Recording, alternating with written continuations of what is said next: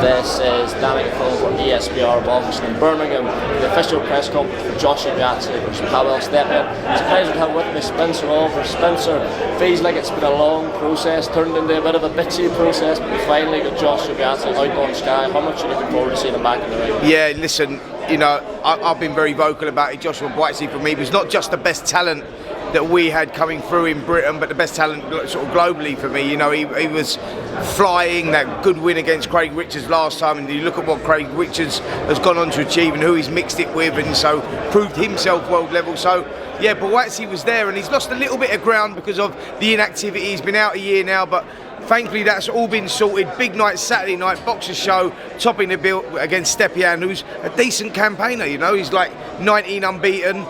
He's only had the one draw, but he's tough and he brings a fight, and he sees it as a big opportunity. So for me, it's all about Buatsi making a statement. It's not about winning, because I believe he wins the fight. I think he's that, you know, he's a class act. It's about him making a statement. We've seen what Dan Aziz has now gone on to achieve: European titles, been doing that, winning fights away from home. You know, tough, old school sort of fighter. Anthony Yard putting up that unbelievable performance against Beterbiev. So there's some big fights out there for Buatsi. I want to see him here in this fight with Stepian. I want to see him make a statement. Then I want to see him in with one of those sort of names. You know, Callum Smith now looks likely, you know, to be challenging for the world title, so his name's still in the mix. There's loads of them. Lyndon Arthur's even around as well. I want to see some big domestic fights after this with Buatsi. Right there with the division, absolutely brilliant, as you say. You mentioned Callum Smith there, obviously first bid just been won by top rank. Yeah. Big fight against Beterbiev. How do you rate Callum's chances in that fight? Obviously we saw all what Beterbiev's fight against Anthony Yard, but for some people who think he's 38 now, maybe getting to lose a step. How do you rate Callum's chances? Beterbiev had to bite down on his gum shield back against Anthony Yard there. There was times there when, you know, you're thinking Yard's going to turn this around, he's going to do it. Like he was, you know, he was putting in big performance, hitting Beterbiev with a lot of good shots. Callum Smith is a world-class operator. Could be the right time for him, you know. Like you say, like Beterbiev's not getting any younger. I mean, it was a good performance. He's still very much at the top of his game. But, you know, that being said, so's Callum Smith. Callum Smith is a top operator. That's a good fight, that. It's a good fight. It almost feels like old news now. I want to ask you about Ryan Garcia versus Davis. I've seen sort of like contrasting opinions. People just think was just different level. I've seen a lot of people saying basically the Garcia spewed it. Former fighter yourself, what do you think? I know what them body shots feel like, you know, and I watched it a few times and I looked at it and I thought, you know what, he could have got up. He could have made it to his feet, you know, like, yeah, it was a good shot and he was delivering a punch when the shot landed, so he's not really tensed up. I get that he was winded, I understand that, but you look at the kid's face, you look at Garcia, who's looking at the referee, there is no pain in his face. I've had those body shots before, I know what they feel like. I know when people can get up and when they can't get up. I mean, look, let's use an example, Castillo versus Corrales. When Corrales, you know, it was one of those, you know, incredible fights, and Corrales was down and on the floor and rolling around the floor from them body shots, but he was getting himself up. Now, what I'm saying is, it can be done, and I was looking at Garcia there and I'm going, you don't look that much in pain, mate. Yeah, you was winded, I get that, but you don't look that much in pain. I believe that he could have got up. I believe that, you know, he could have continued that one, but he didn't. And yeah, it was a disappointment really, but I think it was the beginning of the end with that, in that second round when that left hand landed and he caught Garcia flush. And from then on, I think that, you know, he started working Garcia out, just showed how good Tank is. You know, he's a class operator. Certainly is. And just on Tank, he's obviously established himself as one of the biggest stars in the sport, starting to enter people's pound-for-pound conversations as well.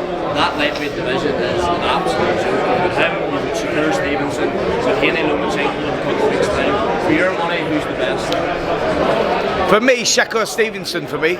I think that Shakur Stevenson is the one that's going to be the most difficult to beat. Haney's up there as well. I mean, that fight with him and Lomachenko is a great fight, but maybe 2 years too late for Lomachenko, who was the pound-for-pound #1 fighter in the world at one stage. But I think Father Time may have just caught up with him a little bit. He may have slowed just a little bit.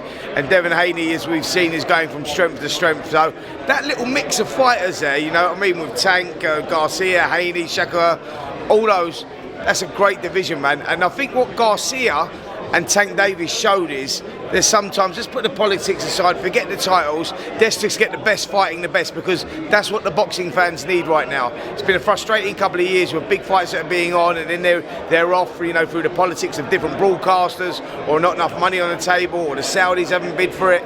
So let's just get those fights happening now, and hopefully that little group of fighters will start to see that, and let's hope that we get the heavyweights, you know, getting their stuff sorted as well.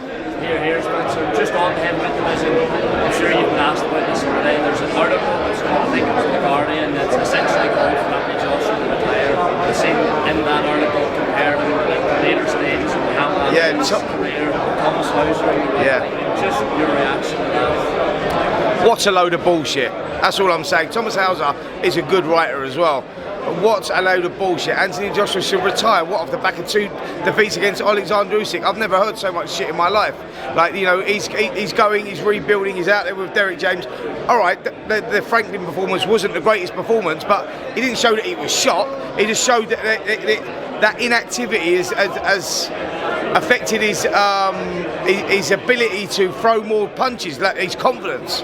Affected his confidence maybe, you know, and he's not throwing enough shots. He needs to be more active to get those going. But Thomas Hauser saying that was a load of bullshit. Like, why should he retire? What's he going on about? He's not in any sort of decline. We just need to see the Anthony Joshua of old that lets his hands go, and hopefully we'll get that next time out. Hopefully we see him out now. I've heard rumours of him fighting in July. Let's see if that happens. Dillian White or something like that would be a perfect opponent. Hopefully we get that, and then sling him in this 4-man competition. That'll be wicked, because he'll be ready then, he'll be prepared. The reason he boxed the way he did against Franklin, because of the inactivity of not boxing enough. You know, he's coming off those 2 defeats against Alexander Usyk, but he needed to be more active. I think that the public don't give Anthony Joshua enough respect, you know, for what this kid's achieved, where he's come from, you know, what he's done for... Boxing's in the position it is today, in the place it is today, because of Anthony Joshua. That is a fact. Whether people like it or not, Anthony Joshua brought boxing back to the mainstream of sports. You know, what he achieved in 2020, his whole story, going on 2-time world heavyweight champion, Olympic gold medalist, world silver medalist. He deserves more respect than he's getting. You know, people are too quick to shoot him down. And just last one, say hypothetically AJ does get a fight in July and then goes in there, fight with Wilder, win in December. How do you rate his chances against Wilder? Well, I think that's the sort of fight he needs. He needs more rounds under his belt, and I think that if he can rediscover that confidence to stay there and let his shots go as well, I'll give him a shot against any of them. I really would.